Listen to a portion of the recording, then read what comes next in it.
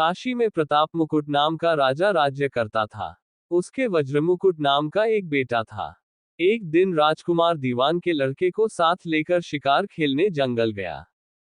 घूमते घूमते उन्हें तालाब मिला। उसके पानी में कमल खिले थे और हंस किलोल कर रहे थे। किनारों पर घने पेड़ थे, जिन पर पक्षी चहचहा रहे थे। दोनों मित्र वहां रुक गए और तालाब के पानी में हाथ मुंह धोकर ऊपर महादेव के मंदिर पर गए। घोड़ों को उन्होंने मंदिर के बाहर बांध दिया। वो मंदिर में दर्शन करके बाहर आए तो देखते क्या है कि तालाब के किनारे राजकुमारी अपनी सहेलियों के साथ स्नान करने आए हैं। दीवान का लड़का तो वहीं एक पेड़ के नीचे बैठा रहा, पर राजकुमार से न रहा गया। वह आगे बढ़ गया। राजकुमारी ने उसकी ओर देखा तो वह उस पर मोहित हो गया। राजकुमारी भी उसकी तरफ देखती रही। फिर उसने किया क्या कि जुड़े में से कमल का फूल निकाला, कान से लगाया, दांत से कुतरा, पैर के नीचे दबाया और फिर छाती से लगा, अपनी सखियों के साथ चली गई। उसके जाने पर राजकुमार निराश हो अपने मित्र के पास आया और सब हाल सुनाकर बोला, मैं इस राजकुमारी के बिना नहीं रह सकता। पर मुझे न तो उसका नाम मालूम है, न ठिकाना। वह कैसे मिलेगी? दीवान के लड़के ने कहा, राजकुमार आप इतना घबराए नहीं। वह सब कुछ बता गई है। राजकुमार ने पूछा, कैसे? वह बोला, उसने कमल का फूल सिर से उतार कर कानों से लगाया तो उसने बताया कि मैं कर्नाटक की रहने वाली हूँ। दांत से कुतरा तो उसका मतलब था कि मैं दंतबाट राजा की बेटी हूँ। पांव से दबाने का अर्थ था कि मेरा नाम पद्मावती है और छाती से लगाकर उसने बताया कि तुम मेरे दिल में बस गए हो। इतना सुनना था कि राजकुमार खुशी से फूल उठा।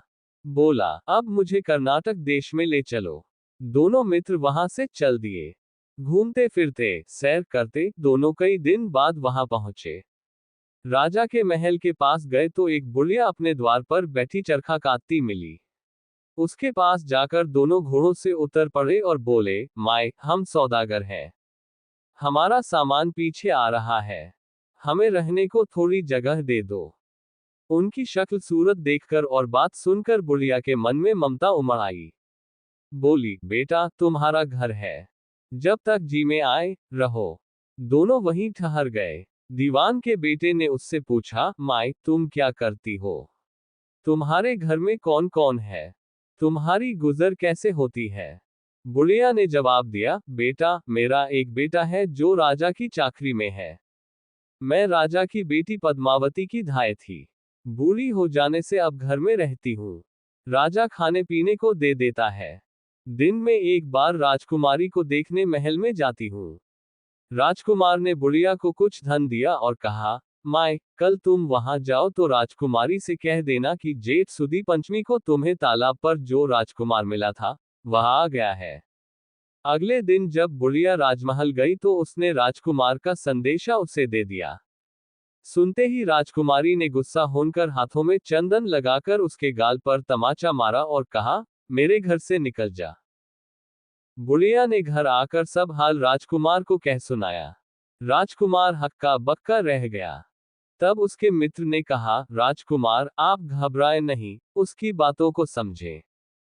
उसने 200 उंगलियां सफेद चंदन में मारी, इससे उसका मतलब यह है कि अभी 10 रोज चांदनी के हैं। उनके बीतने पर मैं अंधेरी रात में मिलूंगी। 10 दिन के बाद बुढ़िया ने फिर राजकुमारी को खबर दी तो इस बार उसने केसर के रंग में 3 उंगलियां डुबोकर उसके मुंह पर मारी और कहा, भाग यहां से। बुढ़िया ने आकर सारी बात सुना दी। राजकुमार शोक से व्याकुल हो गया। दीवान के लड़के ने समझाया, इसमें हैरान होने की क्या बात है? उसने कहा है कि मुझे मासिक धर्म हो रहा है। 3 दिन और ठहरो। 3 दिन बीतने पर बुढ़िया फिर वहां पहुंची। इस बार राजकुमारी ने उसे फटकार कर पश्चिम की खिड़की से बाहर निकाल दिया। उसने आकर राजकुमार को बता दिया। सुनकर दीवान का लड़का बोला, मित्र, उसने आज रात को तुम्हें उस खिड़की की राह बुलाया है। मारे खुशी के राजकुमार उछल पड़ा। समय आने पर उसने बुढ़िया की पोशाक पहनी, इत्र लगाया, हथियार बांधे। दोपहर रात बीतने पर वह महल में जा पहुंचा और खिड़की में से होकर अंदर पहुंच गया। राजकुमारी वहां तैयार खड़ी थी। वह उसे भीतर ले गई। अंदर के हाल देखकर राजकुमार की आंखें खुल गईं। एक से एक बढ़कर चीजें थी। रात भर राजकुमार राजकुमारी के साथ रहा। जैसे ही दिन निकलने को आया कि राजकुमारी ने राजकुमार को छिपा दिया और रात होने पर फिर बाहर निकाल लिया। इस तरह कई दिन बीत गए। अचानक एक दिन राजकुमार को अपने मित्र की याद आई। उसे चिंता हुई कि पता नहीं उसका क्या हुआ होगा। उदास देखकर राजकुमारी ने कारण पूछा तो उसने बता दिया। बोला, वह मेरा बड़ा प्यारा दोस्त है, बड़ा चतुर है। उसकी होशियारी ही से तो तुम मुझे मिल पाए हो। राजकुमारी ने कहा, मैं उसके लिए बढ़िया बढ़िया भोजन बनवाती हूँ। तुम उसे खिलाकर तसल्ली देकर लौट आना। खाना साथ में लेकर राजकुमार अपने मित्र के पास पहुंचा। वे महीने भर से मिले नहीं थे। राजकुमार ने मिलने पर सारा हाल सुनाकर कहा कि राजकुमारी को मैंने तुम्हारी चतुराई की सारी बातें बता दी हैं, तभी तो उसने ये भोजन बनाकर भेजा है। दीवान का लड़का सोच में पड़ गया। उसने कहा, यह तुमने अच्छा नहीं किया। राजकुमारी समझ गई कि जब तक मैं हूं, वह तुम्हें अपने बस में नहीं रख सकती। इसलिए उसने इस खाने में जहर मिलाकर भेजा है। ये कहकर दीवान के लड़के ने थाली में से एक लड्डू उठाकर कुत्ते के आगे डाल दिया। खाते ही कुत्ता मर गया। राजकुमार को बड़ा बुरा लगा। उसने कहा, ऐसी स्त्री से भगवान बचाए, मैं अब उसके पास नहीं जाऊंगा। दीवान का बेटा बोला, नहीं, अब ऐसा उपाय करना चाहिए जिससे हम उसे घर ले चले। आज रात को तुम वहां जाओ। जब राजकुमारी सो जाए तो उसकी बाईं जांघ पर त्रिशूल का निशान बनाकर उसके गहने लेकर चले आना। राजकुमार ने ऐसा ही किया। उसके आने पर दीवान का बेटा उसे साथ ले योगी का भेष बना मरघट में जा बैठा और राजकुमार से कहा कि तुम ये गहने लेकर बाजार में बेच आओ। कोई पकड़े तो कह देना कि मेरे गुरु के पास चलो और उसे यहाँ ले आना। राजकुमार गहने लेकर शहर गया और महल के पास एक सुनार को उन्हें दिखाया। देखते ही सुनार ने उन्हें पहचान लिया और कोतवाल के पास ले गया।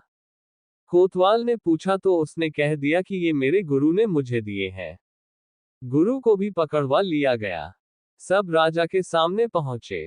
राजा ने पूछा, योगी महाराज, ये गहने आपको कहां से मिले? योगी बने दीवान के बेटे ने कहा, महाराज, मैं मसान में काली चौदस को डाकिनी मंत्र सिद्ध कर रहा था कि डाकिनी आई। मैंने उसके गहने उतार लिए और उसकी बाईं जांघ में त्रिशूल का निशान बना दिया। इतना सुनकर राजा महल में गया और उसने रानी से कहा कि पद्मावती की बाईं जांघ पर देखो कि त्रिशूल का निशान तो नहीं है। रानी ने देखा तो निशान था। राजा को बड़ा दुख हुआ। बाहर आकर वह योगी को एक ओर ले जाकर बोला, महाराज, धर्मशास्त्र में खोटी स्त्रियों के लिए क्या दंड है?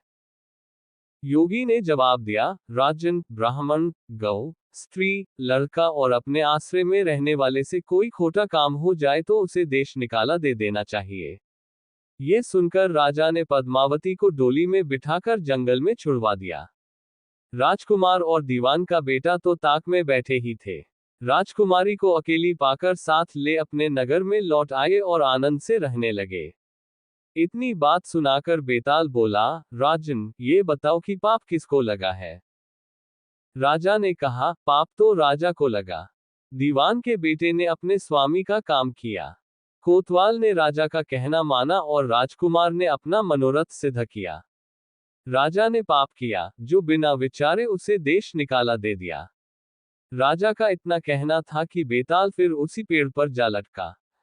राजा वापस गया और बेताल को लेकर चल दिया। बेताल बोला, राजन, सुनो, एक कहानी और सुनाता हूँ।